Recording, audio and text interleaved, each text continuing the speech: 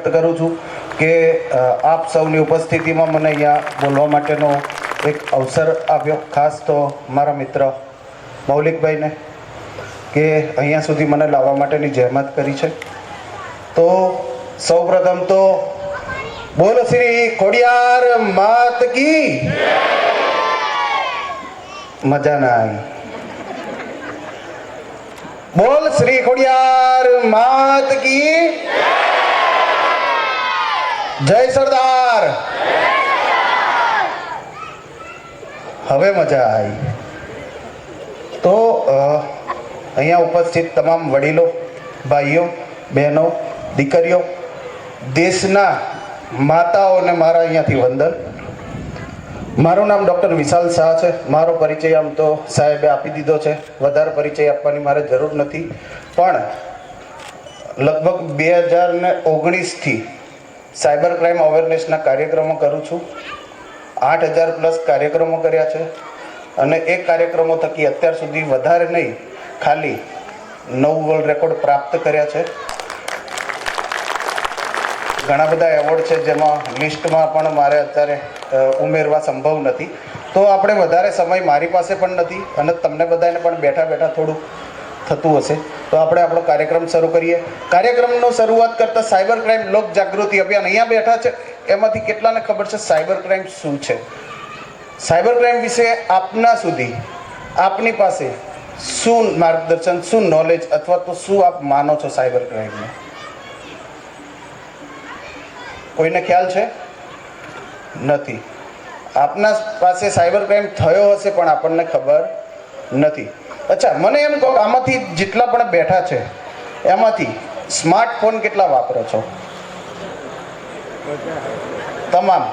હવે મને એમ કહો, સ્માર્ટફોન સિવાયનું ગુજરાતી ભાષાનું 2011નું મોડલ ડબલું એ કેટલા પાસે છે? ખાલી જોવાની આવું માટે જ છે આ પ્રશ્ન. હા, કદાચ વડીલો પાસે ડબલું હશે, નહીં આવડતું હોય, પણ યુવા વર્ગ કેટલા ડબલું વાપરે છે? એ કોઈ નહીં હોય. કેમ? પ્રતિષ્ઠા. વડીલો માટે નથી સાહેબ, યુવા વર્ગ માટે. અચ્છા, તો એન્ડ્રોઈડ ફોન વાપરવા પાછળનું મુખ્ય કારણ સ્ટેટસ. મારો ભાઈબંધ આઈફોન 15 લાવ્યો તો હું 16 લાવું, 17 લાવું. એક સમાજમાં દેખાડવું છે કે મારી પાસે આટલા રૂપિયા છે. પણ આપણી પાસે જે ફોન છે, અચ્છા મને એમ કહો, ફોન બધા પાસે સ્માર્ટ છે ને? અચ્છા, ઇન્ટરનેટ વગરનો ફોન કોઈ વાપરતા હોય? ચાલો, કેવા કેવા પ્રશ્નો અહીંયા પૂછે છે. તમે જે ફોન વાપરો છો, ઇન્ટરનેટ વગરનો ફોન પણ તમારા માટે નકામો છે. તો જે ઇન્ટરનેટ આપણે વાપરીએ છીએ એ ઇન્ટરનેટના માધ્યમથી થતી છેતરપિંડી, ચોરી અને ગુનાહિત પ્રવૃત્તિને આપણી ભાષામાં સાયબર ક્રાઇમ કહેવામાં આવે છે. આગળ જાઓ તો પ્લીઝ. હા, તો આપણો અત્યારનો જે યુગ છે એ કયો છે? ડિજિટલ યુગ છે. ડિજિટલ યુગની અંદર આપણે ઇન્ટરનેટનું માધ્યમથી જ તમામ પ્રક્રિયા કરીએ છીએ. અત્યારે પૈસા કોઈ ખિસ્સામાં રાખે છે? બધા જ મોબાઈલમાં રાખતા થઈ ગયા છે. સારું, મને અહીંયાથી કોઈ બેન્કિંગ એક્ટિવિટીઝ માટે ફિઝિકલ બેંકમાં ગયા હોય એવા વ્યક્તિ, યુવા વર્ગ, ફક્ત વડીલો તો ગયા જ હશે, યુવા વર્ગ બેંકમાં જઈને ફિઝિકલ એક્ટિવિટીઝ કર્યા હોય એવા કોઈ? બેંકમાં કોઈ દિવસ ગયા છો? બેંક જોઈ છે? મોબાઈલની બેંક નહીં, રિયલ બેંક નથી જોઈ. યુવા વર્ગને બેંકથી બહુ જ દૂર છે અત્યારે. બેન્કિંગ એક્ટિવિટીઝ, પૈસા ટ્રાન્સફર, અરે આમાં શું છે, 2 મિનિટમાં કરી દો. પણ જેટલો આપણા માટે ફાયદો છે એટલા 4 ગણું આપણા માટે નુકસાનકારક પણ છે. તો ડિજિટલ યુગ. રૂપિયાનો સિક્કો બધાએ જોયો છે ને? જોયો છે ને? રૂપિયાનો 5નો, 10નો, 2નો, 50 પૈસા, 25 પૈસા, 8 આના. ઓકે, એક બાજુ છાપેલો, એક બાજુ કોરો, કોઈએ જોયો છે?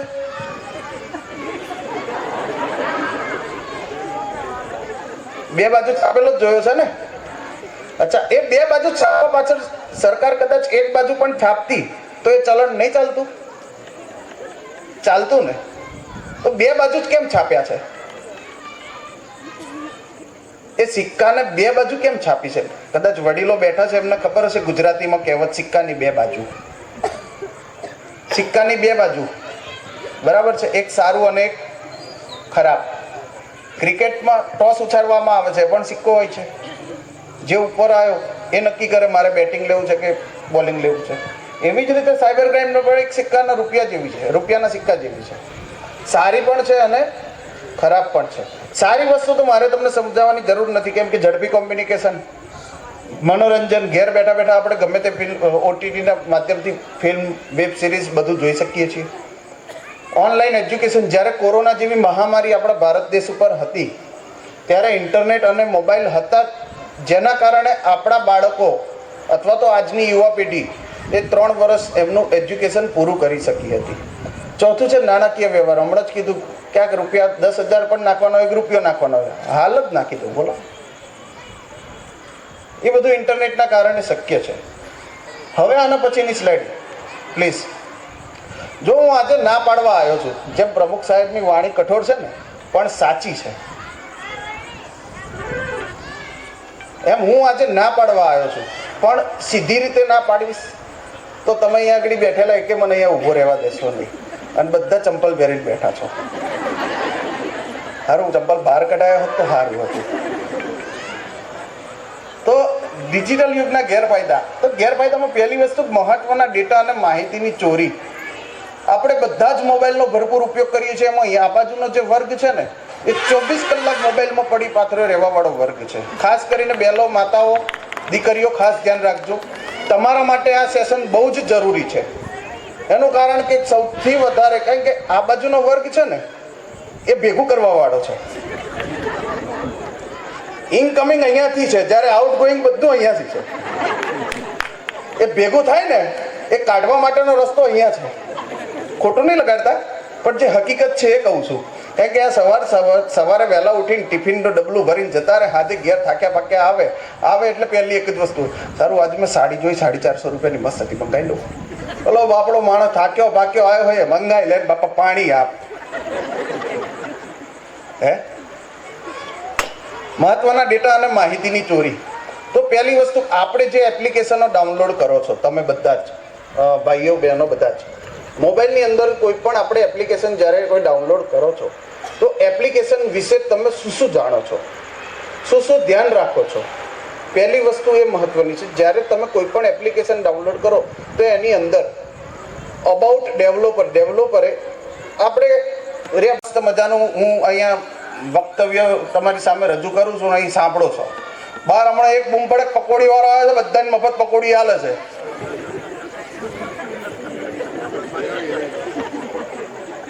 જો આમાંથી કોઈ એક પણ બેઠેલું હોય દેખાય તો મળશે કોઈ મને? હું બોલે રાખીશ પણ બધાની નજર એક જ બાજુ હશે, પકોડી ક્યારે જવું, પકોડી ખાવું.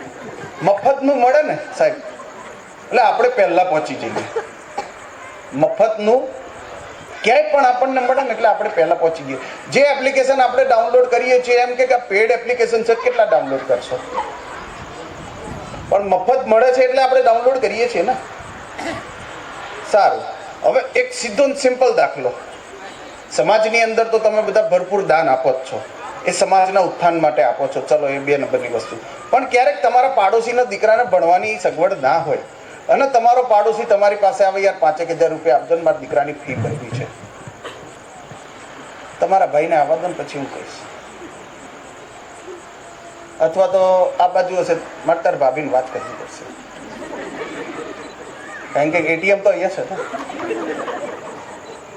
એટલે જેમ આપણે આપણા પાડોશીને પણ છોકરાને ભણાવવા માટેના 5,000 રૂપિયા આપણે નથી આપી શકતા, કદાચ આપતા હોય તો તમે મહાન છો, પણ જનરલી નથી બનતું કે કોઈ આપતું હોય.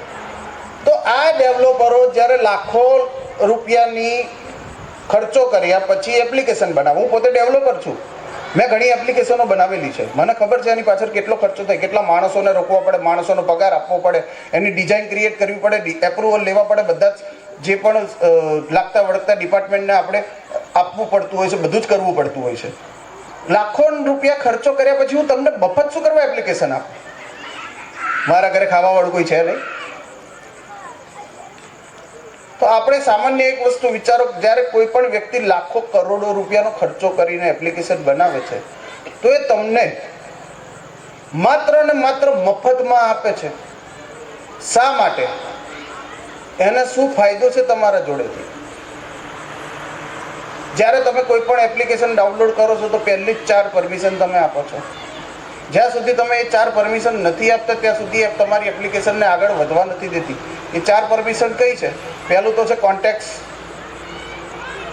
બીજું તમારું ફાઇલ મેનેજર, ત્રીજું તમારો કેમેરો અને ચોથું તમારું લોકેશન અથવા તો માઇક.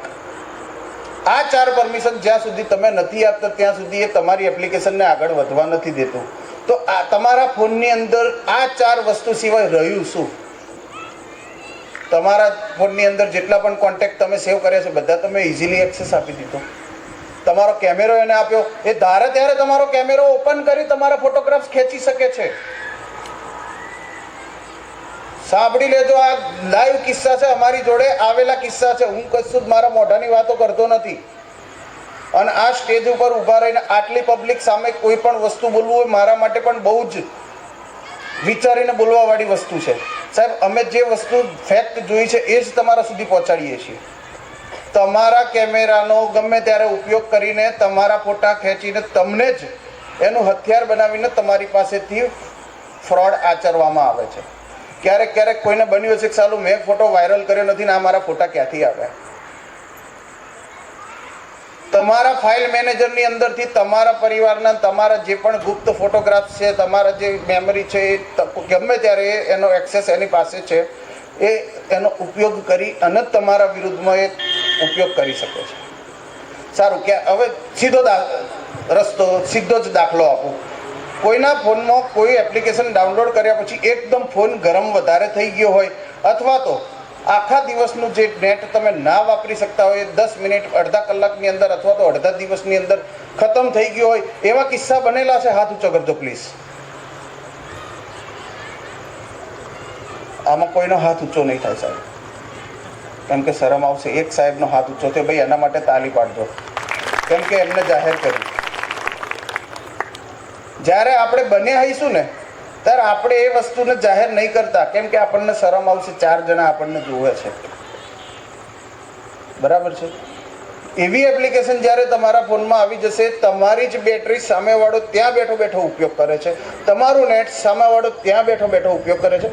આ છે મહત્વના ડેટા અને માહિતીની ચોરી. બીજી વસ્તુ છે વાયરસ હુમલા. .apk નામની ફાઇલો તો તમામના મોબાઈલમાં આવી હશે. આરટીઓ, ઈ ચલણ, axis bank, SBI bank, XYZ bank .apk વોટ્સએપમાં આવશે. પીએમ કિસાનના નામની યોજના, આ મહિનાનો હપ્તો આવી ગયો છે, આ એપ્લિકેશન ડાઉનલોડ કરો. ઘણા બધા એના મોબાઈલમાં આવેલી છે.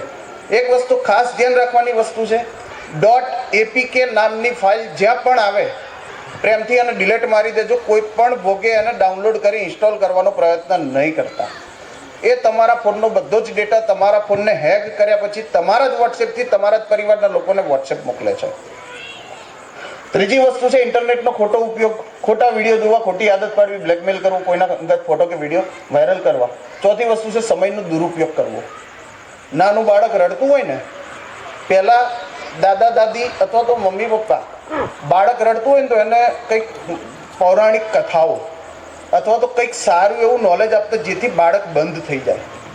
અત્યારે શું, લે બેટા મોબાઈલ રમ, પણ બંધ થઈ જાય, મને મારું કામ કરવા દે. મારે ટીવી જોવું છે, તું મોબાઈલ લઈને બેસી જા, મને જોવા દે.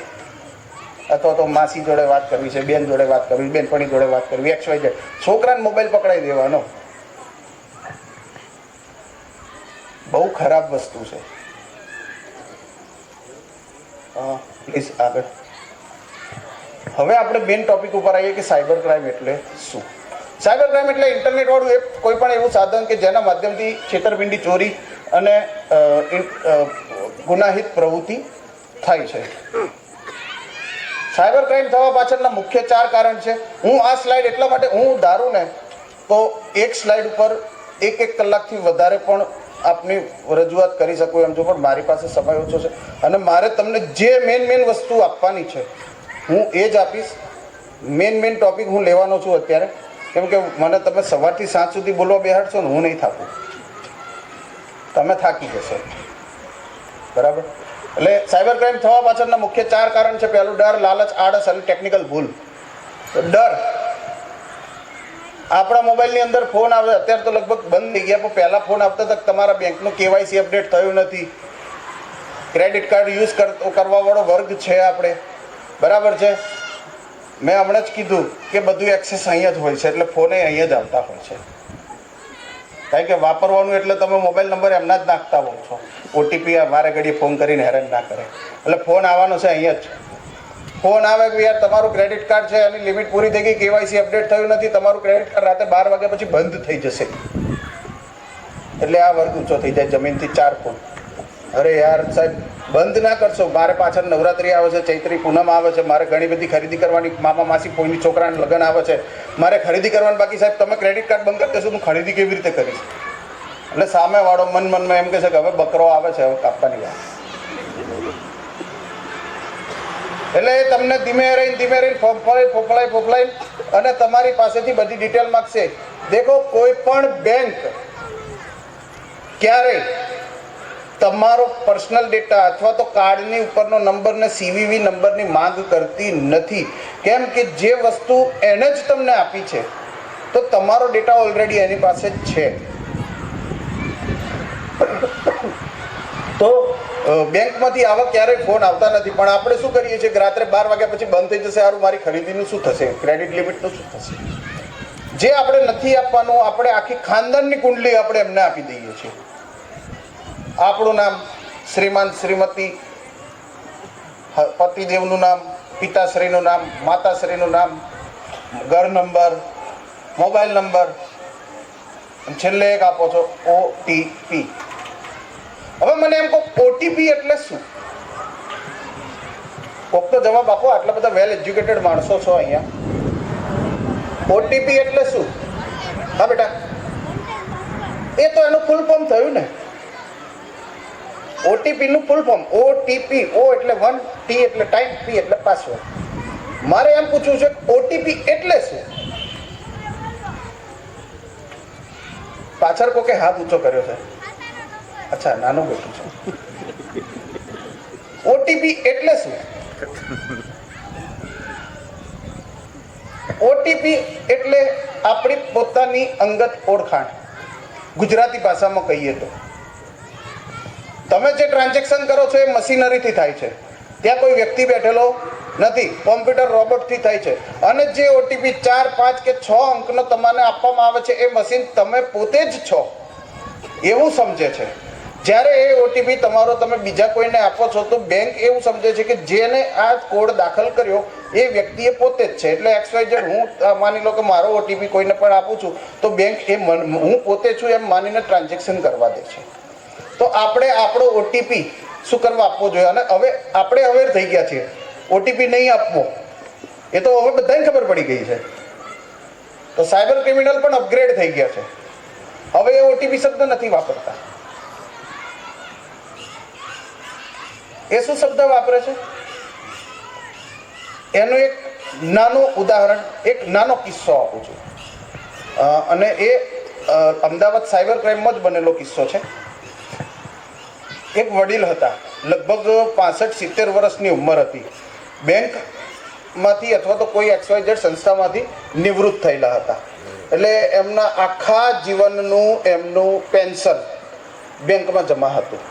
એક બેંકમાંથી ફોન આવ્યો, મસ્ત સરસ મજાનો રૂડો રૂપાળો સ્ત્રીનો અવાજ હતો. એટલે દાદાને તો એમ કે ભાઈ દીકરીની ઉંમરની છે એટલે વાત કરશે. એટલે હાય, હેલો, હાવ આર યુ, અને ઇંગ્લિશ તો એટલું મસ્ત પાડે, આપણને તો આવડે નહીં, આપણે રે દેશી ગાબડા.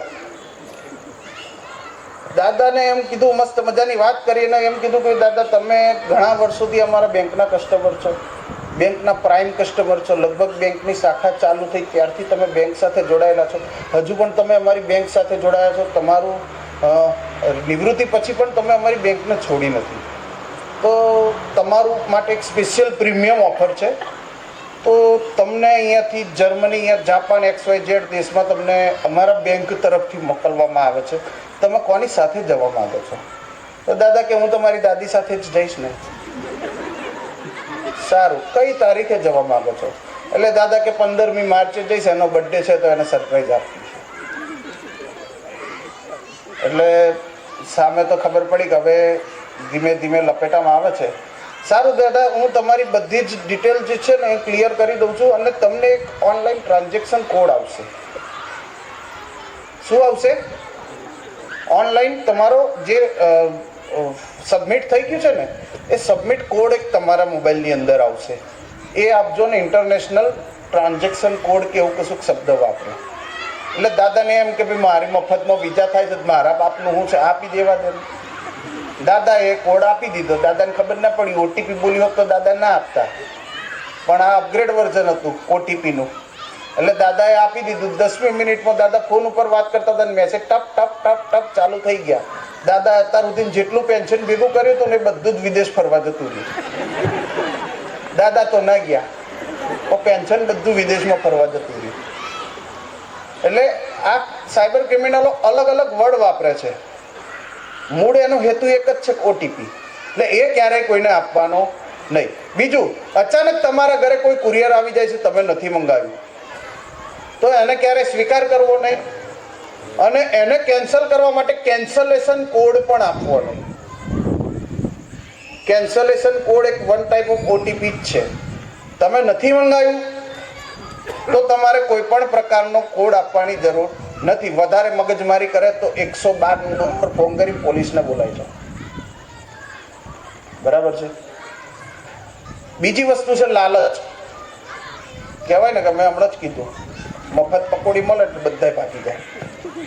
તો આ વર્ગ બધું સોશિયલ મીડિયા સારું વાપરતા હશે. સોશિયલ મીડિયામાં બધા જ માસ્ટર હશે હું એમ માનું છું, કેમ કે સોશિયલ મીડિયા ઉપર સૌથી વધારે એક્ટિવ હોય તો આ વર્ગ. જો તમારે કોઈ સાહેબ સમાજની વાત માણસો સુધી પહોંચાડવી હોય ને તો અમને આગળ કરી દેવા. ઘરે ઘરે પહોંચી જશે સાહેબ. એક તો ઓટલા ટોળી, બીજી સોશિયલ મીડિયા ટોળી. આ બે ટોળીઓ ચાલતી હોય છે. એટલે બધી વાતો પહોંચી જશે સાહેબ. આ અનુભવથી બોલું છું, ખરાબ ખોટું નહીં લગાડતા. કારણ કે હું જે વસ્તુ લઈને આવ્યો છું ને એક બોરિંગ વિષય છે. જો તમને હસાઈશ નહીં તો તમે આ બધા અહીંયા ઊંઘી જશો. બરાબર છે.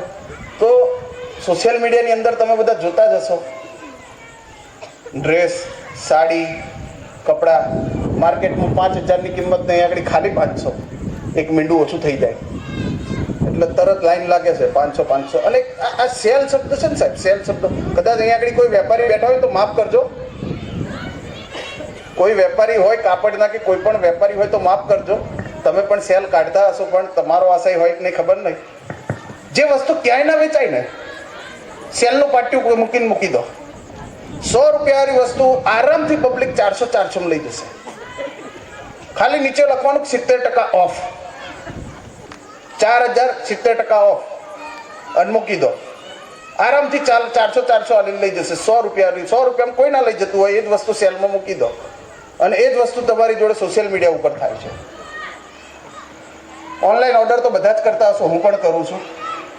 પણ જ્યાં સુધી કેશ ઓન ડિલિવરી, હવે આની પાછળનું પણ એક નાનું ઉદાહરણ છે. લાઈવ દાખલો છે સાહેબ. મૌલિકભાઈ સાંભળજો, બહુ સાંભળવા જેવો છે. મારો એક મિત્ર હતો. અમે બધા જોડે અવેરનેસના કાર્યક્રમો કરીએ છીએ. તો શરૂઆતમાં અમારે કાર્યક્રમો કરવાની બહુ જ પરિસ્થિતિ ખરાબ હતી, કેમ કે આવી બધી સિસ્ટમો અમારી પાસે જ્યાં જઈએ ત્યાં સિસ્ટમો નથી મળતી. એટલે અમે બધા એવું વિચાર્યું કે એક પ્રોજેક્ટર અને એક લેપટોપ લઈ લઈએ. સાહેબ સોશિયલ મીડિયા ઉપર એ ભાઈને નાનું એવું પ્રોજેક્ટર દેખાયું 999 રૂપિયા. 1000માં 1 રૂપિયો ઓછો, ફક્ત 999 રૂપિયામાં.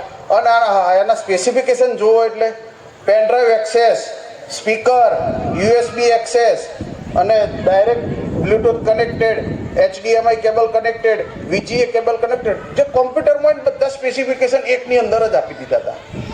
હવે ભાઈના વખતનો લડ્ડુ ફૂટા કે સારું. અને પાછું નીચે એક ફૂદેડી મારેલી હતી લાલ કલરની, એની અંદર લખેલું હતું ઓનલી 1 પીસ ઇઝ અવેલેબલ. હવે એને ગુજરાતી ભાષામાં આપણે કહેવા જઈએ ને તો ફક્ત 1 નંગ ઉપલબ્ધ છે.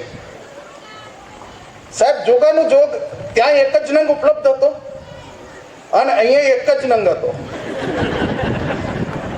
1 નંગે બીજો નંગ મંગાવી લીધો.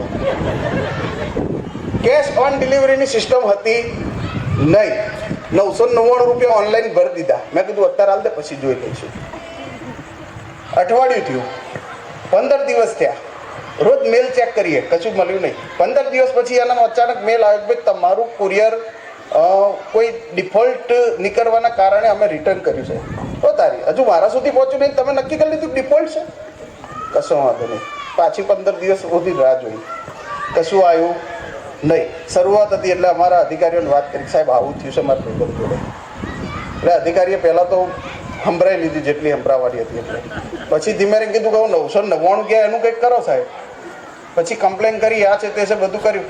499 પાછા આવ્યા. બરાબર છે સાહેબ, તમને બધાને કહી દઉં, એ જે બીજો નંગ મંગાવવા વાળો નંગ હતો ને એ તમારી સામે જ ઊભો છે. આ જે નંગ હતો ને બીજો નંગ, એ આ જ નંગ છે, બીજો કોઈ નંગ નથી. અને હું મારું પોતાનું ઉદાહરણ તમને આપું છું કે હું તો નંગ બન્યો છું અને જાહેર બતાવું છું હું નંગ બન્યો છું. તમારે પોતાની જાતને સ્વીકારવાનું છે કે આપણે બનવું છે કે નહીં. કેમ કે એ વખતે કેશ ઓન ડિલિવરી મારા મગજમાં ના, કેશ ઓન ડિલિવરી હોત તો મારે 999 રૂપિયા ના ગયા હોત સાહેબ. તમે બધા કોઈ પણ વસ્તુ મંગાવો વાંધો નથી, સ્વતંત્ર દેશ છે, તમે બધા સ્વતંત્ર દેશના નાગરિક છો, હું તમને ના તો નથી પાડી શકતો, પણ કમસે કમ તમને એટલી તો સલાહ આપી શકું છું કે કોઈ પણ વસ્તુ મફતમાં આપણને મળતી નથી. જે પણ વ્યક્તિ તમને સસ્તા ભાવે વસ્તુ આપે છે એના ઘરે પણ એનો પરિવાર છે, એ તમને મફતમાં કંઈ આપવાનો નથી. કોઈ પણ વસ્તુ મંગાવો સાહેબ, કેશ ઓન ડિલિવરી શબ્દ આવે ત્યાં જ મંગાવજો, રોકડા ભરીને કશું મંગાવતા નહીં. બીજી વસ્તુ છે આળસ. હવે લગભગ આટલા કાર્યક્રમો કર્યા છે, આ ત્રીજો શબ્દ જે છે ને એને સાયબર ક્રાઇમને શું મેળ છે આજ દિન સુધી મને ખબર નથી પડી. સાહેબ એક માઇક છે અલગ, અથવા તો આ માઇક કોકને આપી દો, હું આનો ઉપયોગ કરી લઉં છું. હવે હું તમને પૂછું છું, આ આળસ અને સાયબર ક્રાઇમ આ બેની સમાનતા શું છે? કેમ કે આળસુ માણસ જોડે તો કોઈ પણ પ્રકારનો ક્રાઇમ થવાનો જ નથી. જે આળસુ છે એની પાસે તો કોઈ પણ પ્રકારનો ક્રાઇમ થવાનો જ નથી ને. તો સાહેબ હું આપની જોડેથી ખાલી એક પ્રશ્નનો જવાબ માગીશ કે સાયબર ક્રાઇમ અને આળસ આ બેની સમાનતા શું છે? કેમ આ શબ્દ સાયબર ક્રાઇમ માટે વાપરવામાં આવ્યો છે? આળસ શબ્દ સાયબર ક્રાઇમમાં કેમ લેવામાં આવ્યો છે? કારણ કે 8000 કાર્યક્રમ કર્યા, મને જવાબ જોઈએ છે, મને ખુદને નથી મળ્યો. મેં મારા અધિકારીઓને પણ પૂછ્યું, આ પીપીટી બનાવવા માટે ક્યાંક ને ક્યાંક મારો પણ હાથ છે. તો આળસ શબ્દ કેમ લખ્યો? મેં મારા અધિકારીઓને પૂછ્યું, સાહેબ આ આળસ, તો એમને હજુ સુધી મને જવાબ આપ્યો નથી. તો હવે તમારામાંથી જ કોઈક એક મને થોડુંક નોલેજ આપશો કે આળસ અને સાયબર ક્રાઇમને શું સમાનતા છે અને કેમ આળસ શબ્દ સાયબર ક્રાઇમ માટે વાપરવામાં આવ્યો છે? હા સાહેબ, દાદા પ્લીઝ આપો દાદાને માઇક.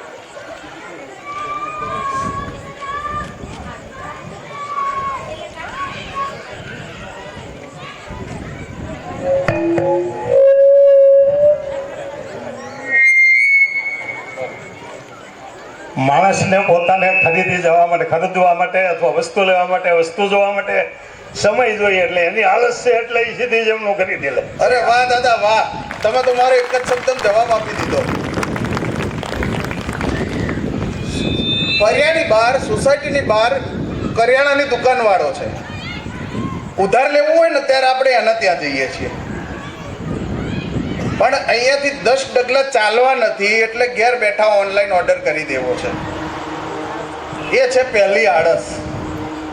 બહાર જશો, સોસાયટીમાં કંઈક કાર્યક્રમ હોય તો પહેલું ફંડ ઉઘરાવા જતું રહેવાનું, ભાઈ સોસાયટીમાં શું લખાવશો. પણ જ્યારે એને કમાવાની વારી આવે એટલે વોટ્સએપના માધ્યમથી પણ વાતો કરતા થયા, વિડીયો કોલના માધ્યમથી વાતો કરતા રહ્યા. પેલો સામાવાળો વ્યક્તિ રોજ અલગ અલગ પ્લેન, હેલિકોપ્ટર, આવા બધા ફોટા દીકરીને મોકલતો. એટલે દીકરી એનાથી ઉત્સાહિત થઈ ગઈ, ચાલુ આ તો રોજ નવા હેલિકોપ્ટરના પ્લેનમાં મને મફત ફરવા મળશે.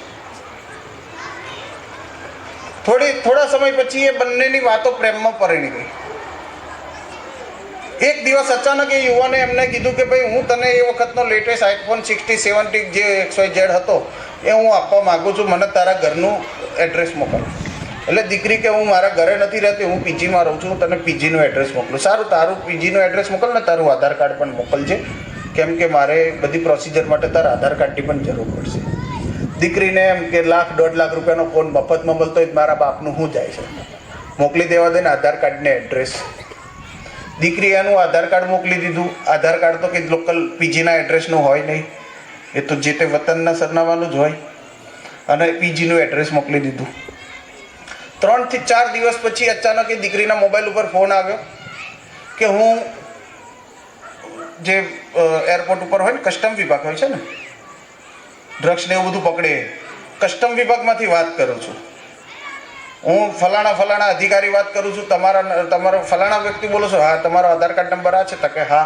તમારો ઘરનું એડ્રેસ આ છે? તો હા. તમે હાલ આ જગ્યાએ રહો છો? તો કે હા. તમે તૈયાર રહો, થોડી વારમાં પોલીસ તમને લેવા આવે છે.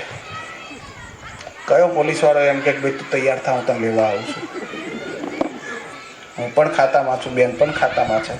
અમે ક્યારેય કોઈને પકડવા જવાનું હોય ફોન કરીને એમ કહેતા નથી કે તું તૈયાર રહે, નહીં ધોઈને તૈયાર રહે, હું તને લેવા આવું, પરફ્યુમ છાંટી દે, હું આવું છું, વાતે ગાતે લઈ જઈશું. સીધો ઘરે જઈને ડબોચવાની જ વાત હોય. એટલે તમે તૈયાર રહો, થોડી વારમાં તમારા ઘરે પોલીસ આવે છે. એટલે દીકરીને એમ કે ભાઈ હું પીજીમાં રહું છું, પીજીનો પેલો ઓનર છે ને એ બધા છે, મારી બદનામી થશે, મારી બહેનપણીઓ આ છે તે છે, મને અહીંથી કાઢી મૂકશે ને મારા ઘર સુધી વાત પહોંચશે, મારી બદનામી થશે. એટલે કીધું કે સાહેબ પોલીસ ના મોકલો, થયું છે શું મને એમ કહો તમે. એટલે કે તમારા માટે જે પાર્સલ આવ્યું છે, પાર્સલની અંદર આઈફોન છે. તો દીકરી સ્વાભાવિક છે સાહેબ, મારા ફ્રેન્ડે મને આઈફોન મોકલ્યો છે, એમાં શું નવાઈની વાત છે? તો કે એકલો આઈફોન નથી, આઈફોનની જોડે થોડા પૈસા છે. તો સાહેબ મોકલ્યા છે, એની જોડે વધારે છે. તો પૈસાની જોડે થોડું સોનું પણ છે. હશે સાહેબ, પણ સોનું એમાં તકલીફ શું તમને? સોનાની સાથે થોડું ડ્રગ્સ પણ છે. એટલે અવાજ થોડો કડક થતો ગયો. એટલે પેલી દીકરી ઠંડી પડી ગઈ. સારું, હવે આટલું બધું તો ના હોય. હું સાહેબ મને થોડોક ટાઈમ આપો ને, હું મારા ફ્રેન્ડને પૂછી લઉં છું. વોટ્સએપ ઇન્ટરનેશનલ કોલ તો લાગે નહીં, નંબર જ એવો આપ્યો હતો. એટલે વોટ્સએપ ઉપર કોલ કરીને પૂછપરછ કરી હતા કે હા થોડુંક મારી પાસે થોડા પૈસા પડ્યા હતા, તને મોકલી દઉં. મારે આગળ વધારે હતા તો તને કામમાં આવે, તું પીજી મારે છે, ભાડું ભરવું હોય. અને થોડું સોનું પણ મારા ઘેર મમ્મીએ આપેલું હતું, પડી રહ્યું હતું, મારે કોકને તો આપવું ને, તને આપી દીધું. તો કે ડ્રગ્સની વાતથી મને નહીં ખબર. હવે તું એક કામ કર, સાહેબને જે આપવાનું હોય તને પૈસા મોકલ્યા જ છે મેં, એ છોડાઈ લેજે. અત્યારે તું સાહેબને જે આપવાનું હોય આપી રફે દફે કર, પછી બધું હું આવીશ ને તારે જોઈ લઈશ. દીકરીએ પાછો સામેવાળાનો ફોન થોડી વાર પછી પાછો આવ્યો. શું કર્યું? પોલીસ આવે કે શું કરવું? એટલે સાહેબ તમે રસ્તો વચ્ચે કાઢો, પોલીસને નહીં મોકલતા સાહેબ, મારે બદનામી થશે, આમ છે. સારું, તમે દીકરી છોકરી છો એટલે હું આપ કરું છું, ઉભા રહો, હું મારા બીજા સાહેબને ફોન આપું છું. એમ કંઈ પાછો બીજો સાહેબ આવ્યો. જો તમારે બચવું હોય હું તમારી પોલીસને ફોડી લઈશ, આટલા રૂપિયા આપવા પડશે. તો દીકરીએ XYZ એમાઉન્ટ, લાખ ઉપરની એમાઉન્ટ હતી, લગભગ 5-5.5 લાખ રૂપિયા હતા. અહીંથી ત્યાંથી બેનપણીઓની જોડે બધા હાથ પગ મારીને 5.5 લાખ રૂપિયા ભેગા કર્યા અને એમ કે હમણાં પેલું પાર્સલ આવશે તો મને મળી જશે. 5.5 લાખ રૂપિયા આપતા સામાવાળાની માગણી બંધ ના થઈ. સાહેબ જાહેર સ્ટેજ ઉપરથી બોલું છું, આ રિયલ કિસ્સો છે એટલે હું વર્ણવું છું. સામાવાળાની માગણી બંધ ના થઈ એટલે દીકરીને ક્યાંક ને ક્યાંક થયું કે મારી પાસે ખોટું થઈ રહ્યું છે. એટલે તાત્કાલિક એ અમદાવાદ શહેર સાયબર ક્રાઇમ પાસે ગઈ અને ત્યાં જઈને બધી એની આપવીતી સંભળાવી. તો અમદાવાદ સિટી સાયબર ક્રાઇમમાં મારા જે મિત્રો છે એમને કેસ એનો લીધો, અરજી લીધી, જે નંબરો હતા બધાની તપાસ કરી, માણસો પણ પકડાઈ ગયા. 5.5 લાખ રૂપિયાની અંદરથી 4 લાખ રૂપિયા રિટર્ન પણ થઈ ગયા. પણ જે ખુલાસો થયો ને એ ખુલાસાએ દીકરીની આંખો ખોલી નાખી. જે વ્યક્તિ એની જોડે પાયલોટના નામથી વાત કરતી હતી, જે વ્યક્તિ કસ્ટમના અધિકારી તરીકે એની જોડે વાત કરતો હતો, બધા એક જ ગ્રુપના સભ્યો હતા. બીજું કે જે પાયલોટ તરીકે છોકરીને પોતાનું ઓળખાણ આપતો હતો એની અટક પાયલટ હતી. હવે વાત એ રહી, જો એ ફ્રોડ વ્યક્તિ હતો, એની અટક પાયલોટ છે, તો રોજ નવા હેલિકોપ્ટર અને પ્લેન પાસે એના ફોટા કેવી રીતે આવ્યા? કેવી રીતે આવ્યા હશે? કોણ કહેશે? એ વખતે એઆઈનો જમાનો નહોતો એટલે એઆઈનું નામ તો દેતા જ નહીં. સાહેબ એ જ્યારે ખુલાસો થયો ને, જ્યારે વ્યક્તિને પકડ્યો મૌલિકભાઈ ખુલાસો થયો ને ત્યારે ખબર પડી કે જે પણ ત્યાં એરપોર્ટ મુંબઈ એરપોર્ટ ઉપર એ વ્યક્તિ નોકરી કરતો હતો, પણ જે પણ પ્લેન કે ક્રાફ્ટ ત્યાં લેન્ડ થાય ને, એટલે આપણે બધા જે ગંદકી કરીને આવ્યા છીએ ને એ સાફ કરવાનું કામગીરી એ કરતો હતો. એટલે રોજ અલગ અલગ હેલિકોપ્ટરને એને તો એક્સેસ હોય જ ફોન લઈ જવાના. આવી રીતે દીકરીઓને ફસાવવામાં આવે છે.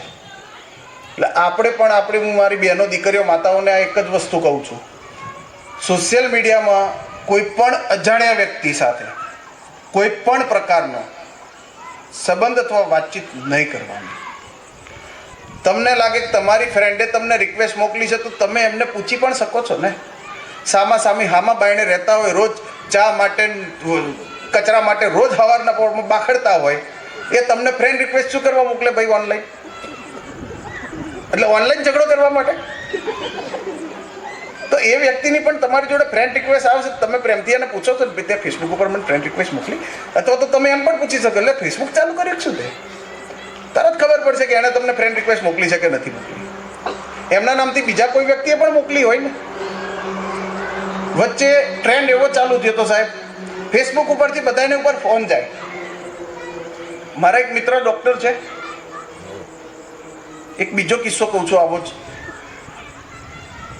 આપણે કેવી રીતે આનો ભોગ બનીએ છીએ, આપણે શિકાર બનીએ છીએ. સાહેબ મારા એક મિત્ર છે, મુસ્લિમ સંપ્રદાયના છે. લગભગ છેલ્લા મારી નોકરી 15 વર્ષની થઈ, 15 વર્ષથી અમે બે મિત્ર છીએ.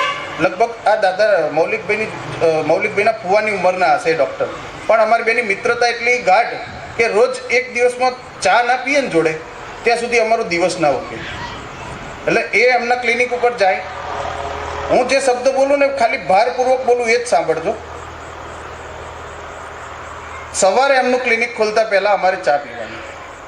એ પોતે ડૉક્ટર હતા, ડૉક્ટરની અંદર એ પોતે ડેન્ટિસ્ટ હતા. ડૉક્ટર તો હું પણ મારા નામની આગળ લખાવું છું, પણ હું ઇન્જેક્શનવાળો નથી, હું ડિગ્રીવાળો છું, બરાબર છે.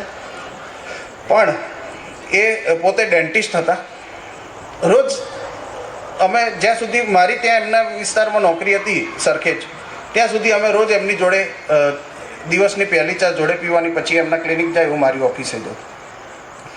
મારી સરખેજ ઓફિસથી બીજી જગ્યાએ ટ્રાન્સફર થઈ એટલે હવે મળવાનું બંધ થઈ ગયું. પણ દરરોજ દિવસમાં એક વખત અથવા 2 દિવસમાં અમે એકબીજા જોડે ફોનથી વાત કરીએ. હમણાં જ અહીંયા આગળ બેઠા પછી મેં એમને વિડીયો કોલ ઉપર વાત કરી હતી.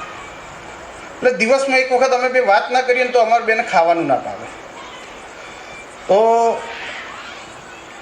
વચ્ચે લગભગ 6 દિવસ, 7 દિવસ, 8 દિવસ જેવું થયું. ઘણો સમય થઈ ગયો, લગભગ 2-3 વર્ષ ઉપરની વાત છે. ફોન આવ્યો નહીં, હું ફોન કરું ઉપાડે નહીં. એટલે મેં એમના વાઈફના નંબર ઉપર ફોન કર્યો. મેં કીધું ભાઈ ક્યાં છે, ડૉક્ટર સાહેબ ક્યાં છે, ફોન ઉપાડતા નથી. અરે તુમ કहाँ हो अभी, तुम जहाँ पे भी हो पहले घर पे आ जाओ. મેં કીધું થયું શું? એટલે મને તો એક જ ભ્રમ પડ્યો કે बराबर. घरे गयो तार भाभी कीधु 4 दिन से अंदर घुसे हुए हैं, नहीं दरवाजा खोलते, नहीं कुछ खाते पीते, कुछ नहीं. अब तुम आए हो तो तुम निकालो उसको बाहर. એટલે મેં દરવાજો ખટખટાયો, કીધું ભાઈ હું આવ્યો છું, દરવાજો ખોલો, મારે વાત કરવી છે, તકલીફ શું છે. એટલે માંડ 1.5 કલાકે દરવાજો ખોલ્યો. દરવાજો ખોલીને સીધા બેટીને રડવા મળ્યા, એ મેરે સે મર્ડર હો ગયા, મેરે સે. અરે ભાઈ થયું શું એ તો કહો તો રસ્તો કાઢીશું. મને પોલીસ લેવા આવવાની છે, મારે મર્ડર થયું. એટલે પોલીસ લેવાની હોય 4 દાડા સુધી તું ઘરમાં છું, બાયણું તોડી લઈ ગઈ હોત. ઘરમાં જ છું ને, બહાર તો ક્યાંય ભાગી નહીં ગયો. જે હશે હું રસ્તો કરીશ, આપણે જૂનું પોલીસ સ્ટેશન છે, વાત કરી લઈશું. યાર ભાઈ મેરે છે મર્ડર, પણ તું આખી વાત તો કે શું થયું શું? મેં કીધું મને વાત તો કરો. મેં કીધું यार मैंने एक पथरी का ऑपरेशन किया था ना, वो लड़की मर गई. बता रही यार, थोड़ी बार तो હું મારું મગજ બંધ થઈ ગયું. આ શું વાત શું કરે છે? સારું, પછી આમ થોડોક ભાભીને કીધું ચા પીધા વગર મજા નહીં આવતી, તમે ચા બનાવો, અમે બે ચા પીએ ત્યાં સુધી હું વિચારું કંઈ. પછી એકદમ યાદ આવ્યું, સારું આ તો દાંતનો ડૉક્ટર છે, પથરા ક્યારથી કાઢતો. પછી मैं એમને પૂછ્યું यार तुम करते क्या हो, तुम्हारा धंधा क्या है? भाई मैं डॉक्टर हूँ. काय का डॉक्टर? दांत का डॉक्टर हूँ. चलो ठीक है. પછી 5 મિનિટ રહીને પાછો એનો એ પ્રશ્ન પૂછ્યો, भाई तू धंधा क्या करता है? अरे विशाल भाई तू पागल हो गए हो क्या? पागल तो मैं हो गया हूँ। मैं क्यों पागल? तुम्हारा पेशा क्या है? काय का डॉक्टर हो? तो क्या दांत के? तो दांत निकालते निकालते पथरा कब से निकालना शुरू कर दिया तूने? तारे એને ખબર પડી ખારું આ તો કંઈક ફ્રોડ કોલ આવ્યો ભરાઈ ગયો છે. આવી જ રીતે ફ્રોડ કોલ આવ્યો કે તમારે એક છોકરી તમારે એપેન્ડિક્સનું ઓપરેશન કર્યું, છોકરી મરી ગઈ છે ને છોકરીના મમ્મી પપ્પા ફરિયાદ કરવા આવ્યા છે ને અમે તમને લેવા આવીએ છીએ, તમારા ઉપર મર્ડરનો ગુનો દાખલ થયો છે. એ ભાઈ 4 દાડા ઘરમાં ભરાઈ ગયો. ક્યારેક આપણું મગજ બંધ થઈ જાય છે આવા ફોનથી. વિચારો, પ્રતિષ્ઠિત વ્યક્તિ, આજુબાજુમાં એનું નામ સરખેજ જુહાપુરામાં પ્રતિષ્ઠિત ડૉક્ટર છે, બરાબર છે, છતાં જો એ વ્યક્તિ 4 દિવસ ઘરમાં ભરાઈ ગયો આવા એક કોલથી, તો આપણે તો સામાન્ય માણસો છીએ. ભણેલા ગણેલા તો આપણે પણ છીએ. આપણી પણ એવી હાલત થઈ શકતી હોય છે. ક્યારે પણ કોઈ પણ એક વસ્તુ કાયદાની અંદર, ભારતના સંવિધાનની અંદર ઉલ્લેખ છે, પોલીસના કાયદાની અંદર ઉલ્લેખ છે અને આખા વર્લ્ડનો એક ઉલ્લેખ છે કે ડિજિટલ એરેસ્ટ નામની કાયદાની અંદર કોઈ પણ પ્રકારની જોગવાઈ નથી. તમને ફોન કરે કે ભાઈ તમને વિડીયો કોલ ઉપર વાત કરે ને તમને એમ કે હવે તમને ડિજિટલ એરેસ્ટ કરવામાં આવે છે, તમારે કેમેરા સામેથી હટવાનું નથી, તમારે આમ નહીં કરવાનું, તમે જે કરો એ મારી સામે કરવાનું. પ્રેમથી ગુજરાતી ભાષાના સંસ્કૃત શ્લોક આવડતા હોય ને તો 10-12 સંભળાઈ દેવાની છૂટ. આ ક્રિપ્ટોકરન્સી ભારત દેશની અંદર પ્રતિબંધ છે, પણ બીજા દેશની અંદર એ વ્હાઇટ નાણું કહેવાય છે. ઘણા બધા લોકો એવા છે અહીંયા આગળ બેઠા હશે, કોઈ હાથ ઊંચો નહીં કરે, મને પણ ખબર છે. ઘણા બધા એના ક્રિપ્ટોની અંદર ઇન્વેસ્ટમેન્ટમાં ફસાઈ ગયા હશે, પાછા લેવા માટે પાણીનો પરસેવો પૂરેપૂરો પડી ગયો હશે અને જેટલા ગયા છે ને એનાથી ડબલ તો એ ગુમાઈ ચૂક્યા હશે પાછા લેવા માટે, પણ પાછા આવતા નથી.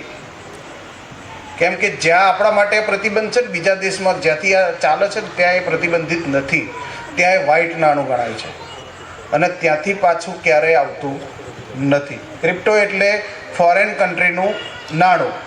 ગુજરાતી ભાષામાં કહેવા જઈએ ને તો વિદેશનું નાણું. આપણા રૂપિયા વિદેશના નાણાંમાં ટ્રાન્સફર કરવાનું આ એક માત્ર સાધન છે.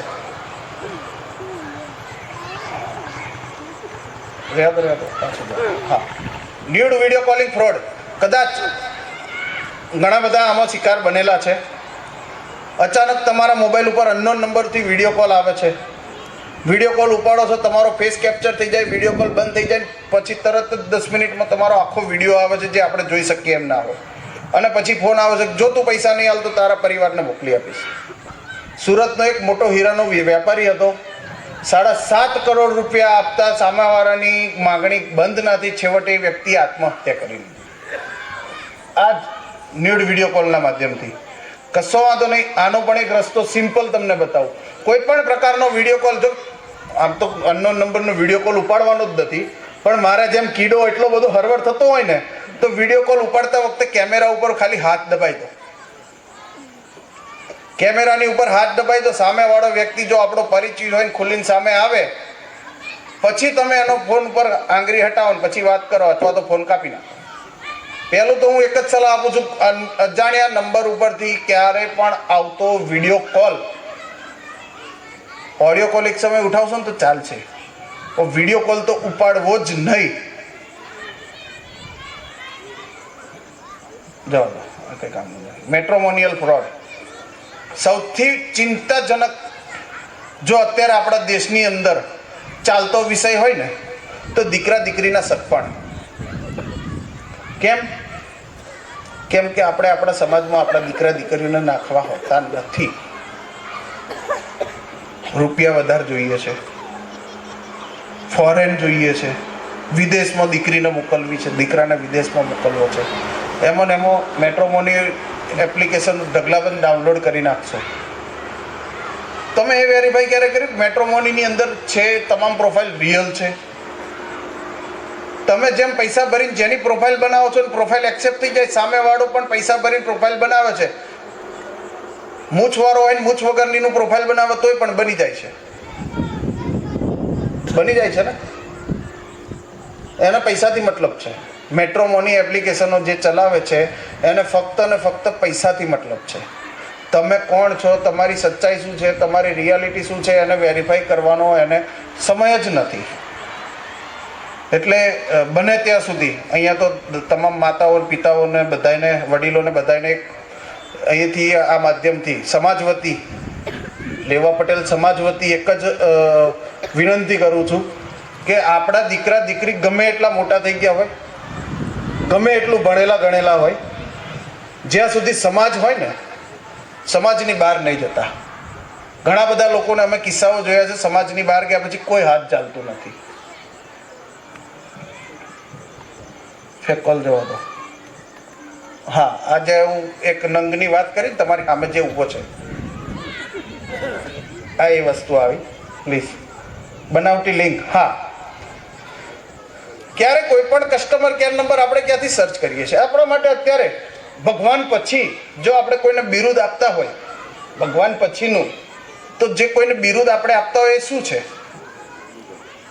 હે, ગૂગલ માગો એ બધું જ આપે, મા બાપને છોકરા સિવાય. હવે તો છોકરાએ આપી દેશે, અનાથ આશ્રમમાંથી લઈને મા બાપે વૃદ્ધાશ્રમમાંથી લઈને આપી દેશે, મેટ્રોમોનીથી બૈરું આપી દે છે. એટલે ભગવાન પછી તો કહેવાય તો એ જ કહેવાય ને, ગૂગલ જ તે. કંઈ પણ હોય ને કરો ગૂગલ સર્ચ. કોઈ પણ પ્રકારના કસ્ટમર કેર નંબર ક્યારેય ગૂગલ ઉપરથી સર્ચ કરવાની સાહેબ સમયનો જો હોય ને તો મને જાણ કરતા રહેજો, કેમ કે હું બોલવા બેઠો હોઈશ ને પછી સમય સામે મારું ધ્યાન રહેતું નથી. આમ તો 11:15 થઈ છે એટલે હું બસ એક બે વાત કરીને પછી મારે બેનને પણ આગળ હજુ સાયબર ક્રાઇમ વિશે થોડુંક તમને નોલેજ પણ આપવાનું છે, બેનને પણ સમય મારે આપવાનો છે. જવા દો હવે. આપણે પેન્સિલ પેકેજિંગ ફ્રોડમાં તો ઘણા બધા લોકો આવી ગયા છે. પેન્સિલ પેકેજિંગ ફ્રોડ, જો કોઈ પણ કંપની ઘરે બેઠા કોઈ પણ વસ્તુ પાર્સલ કરવા આપતી નથી તો એના નામે કોઈ પણ પ્રકારનો રૂપિયો પે કરવો નહીં. આપણે સીધા છે ને હવે સાહેબ 1930 સુધી આવી જાઓ.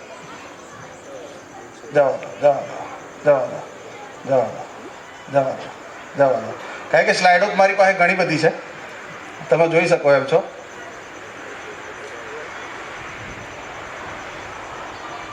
હા, પાછળ જવા દો, પાછળ જવા દો. આ એક નંબર છે સાયબર ક્રાઇમ હેલ્પલાઇન નંબર.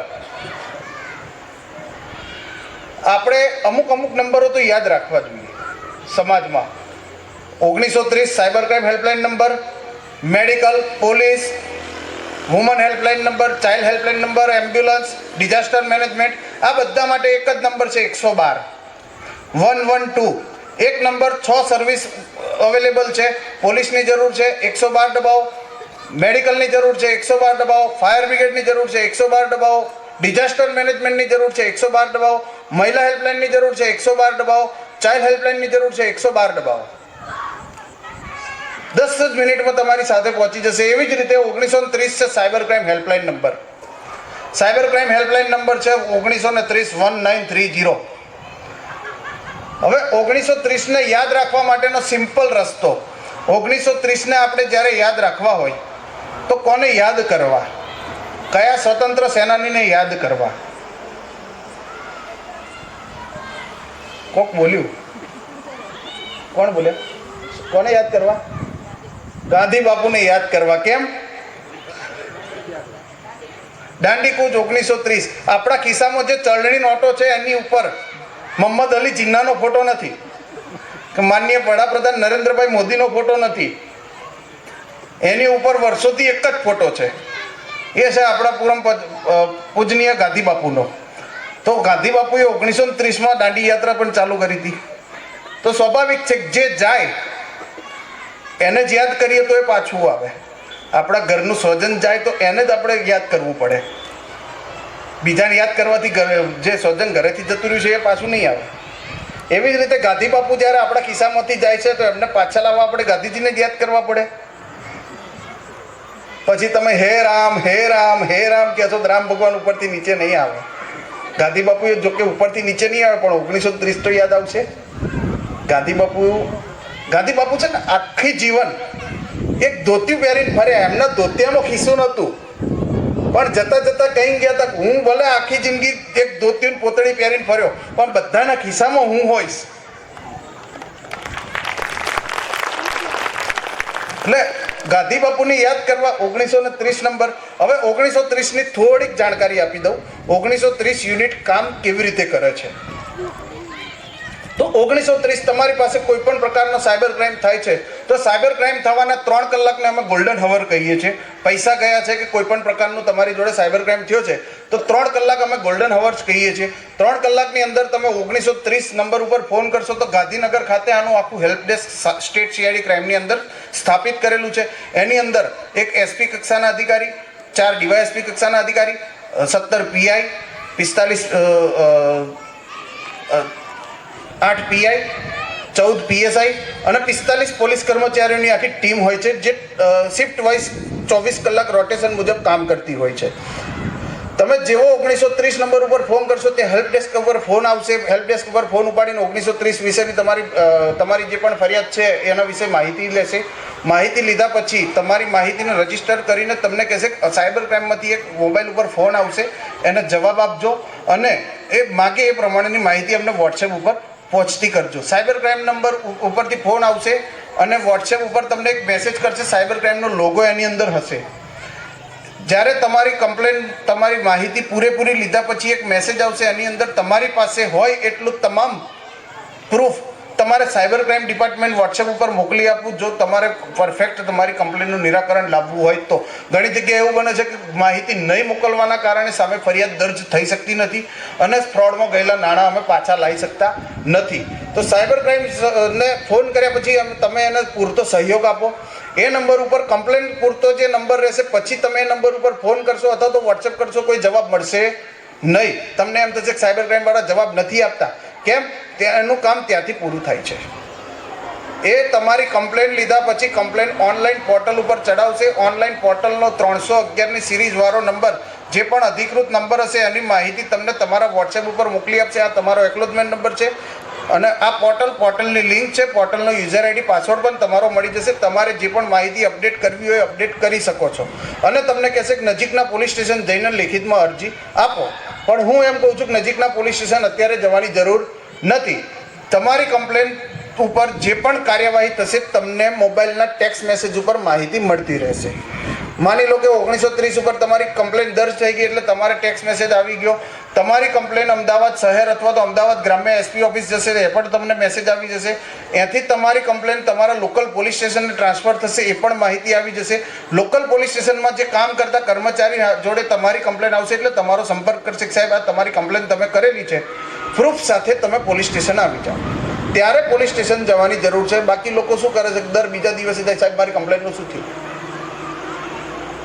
તમારી કમ્પ્લેન ઉપર 100% કામ એક વખત પોર્ટલ ઉપર ચડી ગઈ. પોર્ટલની અંદર હવે એ પોર્ટલની અંદર કોણ અવેલેબલ છે, કોણ લોકો એ કમ્પ્લેન ઉપર કામ કરે છે એ પણ તમને જણાવી દઉં. પોલીસની ટીમ સિવાય જેટલી પણ બેંક છે ભારતની, રાષ્ટ્રીયકૃત કે પ્રાઇવેટ બેંક, એના તમામ બેંકના એક નેશનલ નોડલ અધિકારીની નિમણૂક હોય છે.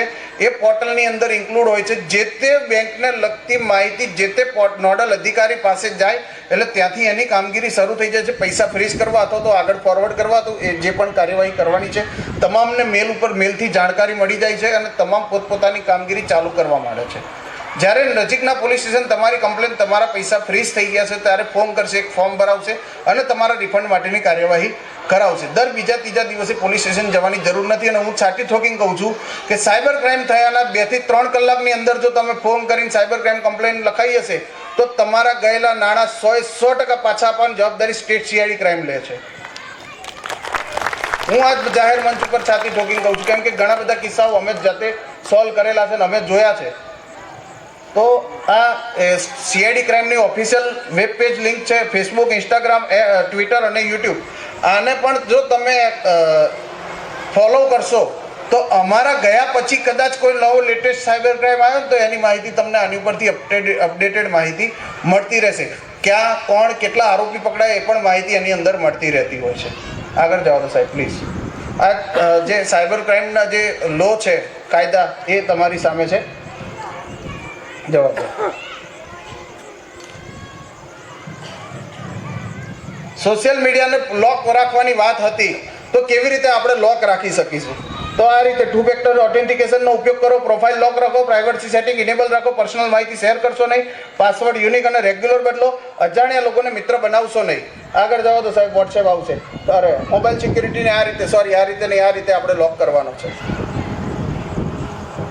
જવા દો. હા આ એક ચાલો હવે એક નાની વાત પાસવર્ડની કહી દઉં બેન, 2 મિનિટ. હા એક નાની વાત પાસવર્ડની કહી દઉં. આપણે રેગ્યુલર પાસવર્ડ કેવા રાખીએ છીએ? પહેલું તો આપણું નામ, જન્મ તારીખ અથવા તો ગાડી નંબર, આવા જ પાસવર્ડ રાખીએ છીએ ને આપણે. પાસવર્ડ એવો રાખો સામેવાળાને પાસવર્ડ કહેવા છતાં એને ખબર ના પડે. મારી ઓફિસમાં સાહેબ મૌલિકભાઈ, મારી ઓફિસમાં હું મારું વાઈફાઈ રાખું છું પ્રાઇવેટ. તો એક વખત અમારી ઓફિસમાં નેટ નહોતું, મારા ડીવાયએસપી સાહેબે મને બોલાવ્યો. મને કે વિશાલ વાઈફાઈનો પાસવર્ડ આપ, મારે થોડુંક કામ છે. એટલે મેં એવું કીધું ખરી ને ખબર. જોગાનું જોગ મારી ઓફિસના પટ્ટાવાળાનું નામ